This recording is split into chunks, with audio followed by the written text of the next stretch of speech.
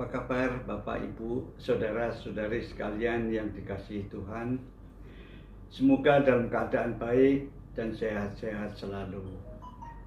Dalam kesempatan ini, saya ingin mengajak Bapak, Ibu, Saudara-saudari sekalian untuk merenungkan suatu perumpamaan yang diberikan oleh Yesus kepada kita, yaitu tentang orang kaya dan Lazarus yang miskin.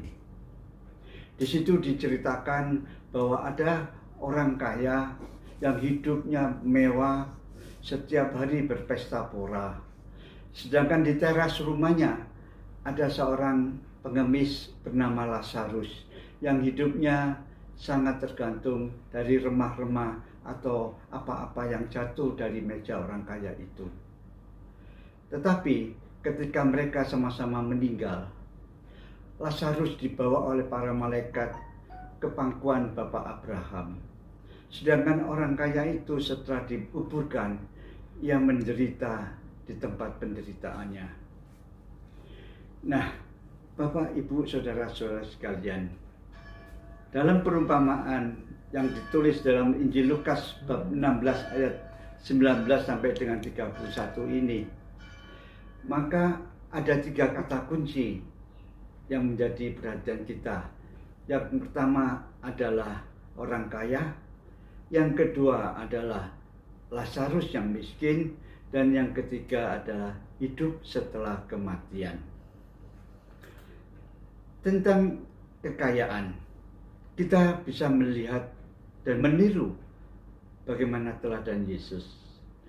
Di dalam pelayanan dan pengajarannya, Yesus berkali-kali diundang makan di rumah orang-orang kaya, baik itu orang Farisi, para pemungut cukai, maupun orang kaya yang lain. Dan puncaknya, Yesus menginap di rumah Zakius, si kepala pemungut cukai yang kaya raya itu. Jadi sini nampak sekali bahwa Yesus, walaupun di dalam hidup pelayanannya banyak mendekati dan menyembuhkan orang-orang miskin, orang-orang sakit yang terlantar, tapi Yesus juga bersahabat dengan orang-orang yang kaya. Tetapi di satu sisi, Yesus juga mengingatkan kita agar berhati-hati terhadap mamon. Karena seseorang tidak mungkin mengabdi kepada 2 orang Tuhan sekaligus, mengabdi kepada Allah dan kepada mamon. Karena kalau ia mencintai yang satu, ia akan membenci yang lain. Kalau ia setia kepada yang satu, ia tidak akan mengindahkan yang lain. Maka itu Yesus mengingatkan agar kita berhati-hati terhadap mamon. Juga agar kita tidak lekat pada kekayaan dunia ini yang dapat mengundang keserakahan dan melalaikan kewajiban sosial kita, yaitu berbela rasa dan berbagi kepada sesama yang membutuhkan pertolongan kita. Tentang kemiskinan. Kemiskinan belum tentu disebabkan oleh kesalahan orang itu sendiri. Bisa terjadi karena struktur sosial yang kurang berkeadilan atau penyebab lain, misalnya menghadapi pandemi COVID-19 ini. Di mana menghadapi pandemi ini, banyak orang yang menderita, sedih karena ditinggal oleh orang-orang yang dikasihinya, karena meninggal gara-gara COVID-19.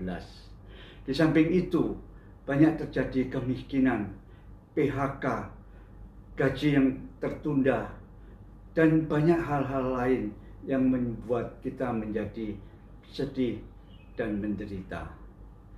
Tetapi Yesus telah mengingatkan kita agar kita jangan khawatir terhadap hidup yang kita hadapi ini. Karena pandanglah burung-burung di langit yang tidak menabur, tidak menuai, dan tidak mengumpulkan bekal di dalam lumbung, namun diberi makan oleh Bapamu di surga. Tapi carilah dulu kerajaan Allah dan kebenarannya, maka semuanya akan ditambahkan kepadamu.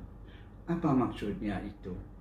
Kalau kita mencari kerajaan Allah dan kebenarannya, berarti kita diajak untuk berpikir, berkata, dan bertindak yang benar, yang jujur, penuh dedikasi, setia, dan siap melayani.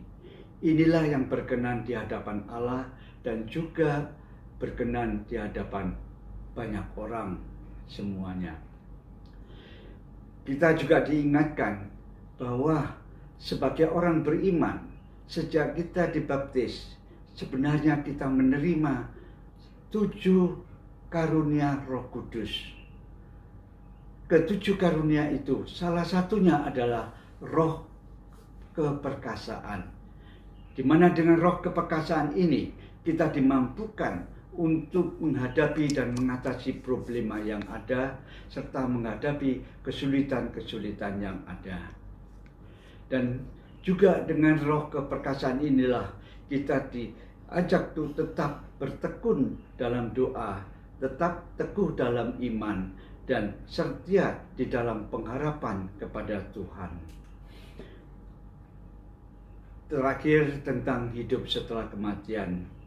Dengan perumpamaan di mana disebutkan bahwa orang kaya itu minta kepada Bapak Abraham agar menyuruh Lazarus kembali ke dunia untuk memperingatkan saudara-saudaranya yang ada di sana agar jangan sampai menderita seperti yang dia alami. Sebenarnya dengan perumpamaan ini Yesus hendak mengatakan secara bijaksana kepada kita, percayalah kepadaku yang telah bangkit dari antara orang mati. Karena setiap orang yang mendengar perkataanku dan melaksanakannya, ia sama dengan orang yang bijaksana yang mendirikan rumahnya di atas batu. Nah, Bapak, Ibu, Saudara-saudari yang dikasihi Tuhan, kesimpulan dari perenungan kita ini adalah menjadi kaya tidak dosa, tetapi lekat pada kekayaan dunia akan mengundang keserakahan dan cenderung melalaikan kewajiban sosial kita kepada sesama kita.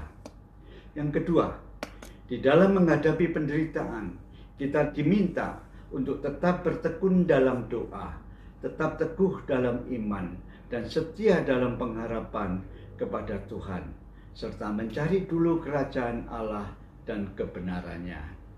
Dan yang ketiga, hanya kepada Kristus yang telah bangkit dari mati dan hadir di tengah-tengah kita, kita dapat berharap dan mempercayakan diri kita. Demikianlah permenungan kita pada kesempatan ini. Terima kasih atas perhatian yang telah diberikan. Tuhan memberkati kita semua. Amin.